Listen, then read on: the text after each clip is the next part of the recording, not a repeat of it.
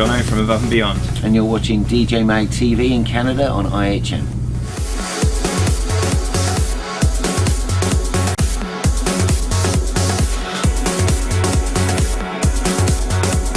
I think everybody does a bit of everything in the studio really, but we do have sort of more specialist areas. I guess I'm more into music and production, as is Parvo, whereas Tony writes lyrics and that sort of stuff, so they're the kind of specialist areas, if you like.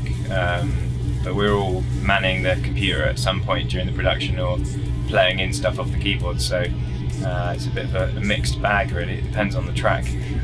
Normally somebody starts something and gets it to a particular point where it's either ready to be written on top of, if it's going to be a song track or an instrumental, if it's in a sort of early stage, and then somebody can take over, and generally speaking, by the time it's finished, everybody's had a little bit of input into it, whether it's in terms of arrangement or the sound of the track or the lyrics or the melody or anything else. But I think one of the things that's been great about how we've worked is we are pretty much a self-contained unit. We can do so much of what we need to do between the three of us, and I think that's been really good for us to kind of maintain a kind of musical and lyrical consistency throughout, from the start when we started 12 years ago.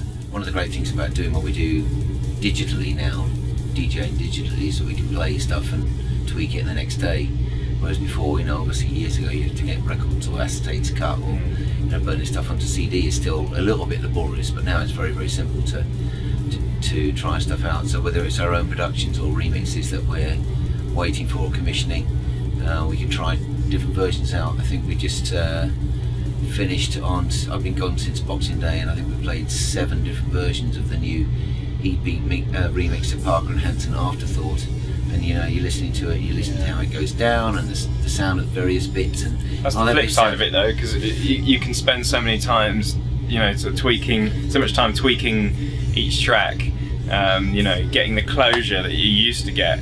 It's difficult these days because the way the equipment's changed as well. I used to mix on an analog desk, so you couldn't really recall all the settings you had, so you kind of had to commit to it, which I think it's a shame in a way that side of music production has died a little bit, because there's a lot more room for messing with the original creative ideas, which can be a bad thing. So I think often the initial ideas are the best ones you had, so there is a bad side to that sort of recall culture of studio that we have now, but it's amazing to be able to play stuff and to tweak it, as long as you treat that in the right way.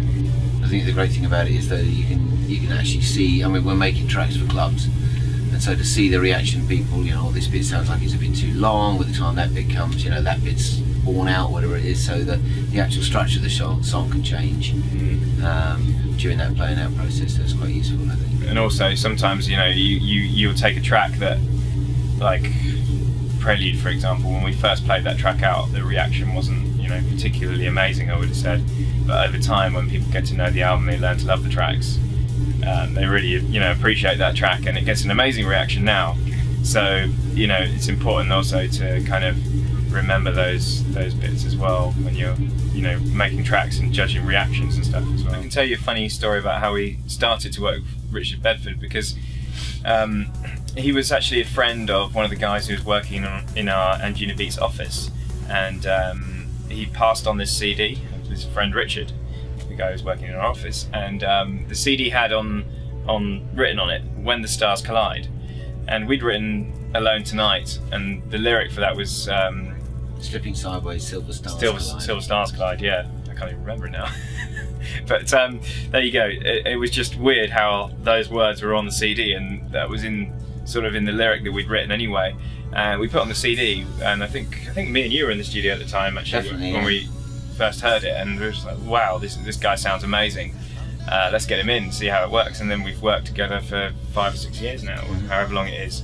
So it's worked out really, really well. And I think, in terms of the way we work, he tends to just sing the songs, but he imparts so much of his kind of emotion and feeling into the song that he's very much a part of the songs. And in certain cases, I think for the vocal version of Hope we did, he wrote some stuff for that. So sometimes he does write as well, but mainly Tony writes a lot of the lyrics and then he comes and sings them. So it works well that way, and he's happy to do that. And I mean, we love working with him. So normally we'll do the track and then I'll sing on top of it, and then Richard will come in and sing it properly. That's the way it works normally. So we've done the beats and the backing track.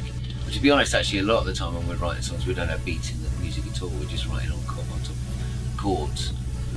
We call them songwriting cradles, because it's really about the song and the way that the chords move under the vocal melody that's important, and then build the track around that when it's finished.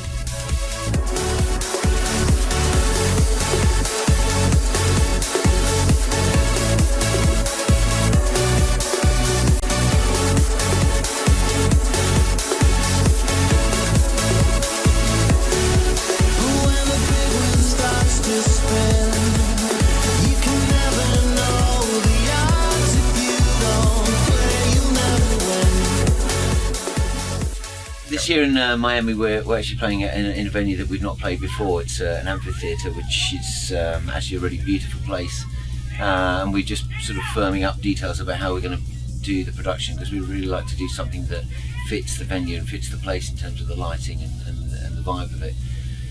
It's a shame we're not going to be in Miami too long. I think we're in a different country the day before and a different country the day after, so we're not going to be able to hang around this year, but I think the show is actually going to be very special. I think for all of us, it's the music, about making music. And as a musician and a songwriter, you are continually doing that process, and the last thing you did is generally your most favourite song you've ever written, or production you've ever done, or remix you've ever done. So that scratch is never completely itched. It doesn't feel like we've completed anything at all. It's a journey. Life's a journey, really, and you can enjoy that moment. But I'm not a big believer in end game. Yeah, with music and stuff, there is no end game. I think you get a lot of pleasure from. It's like building a house. Building a track is like building a house, except it is artistic building a house as well if you're an architect, I guess. But it's you're putting something together from scratch, and that's exciting. To make a finished product kind of thing almost, and build it from nothing. It's satisfying. And that's all we've got time for, folks. Thanks for tuning in. We'll be back next week.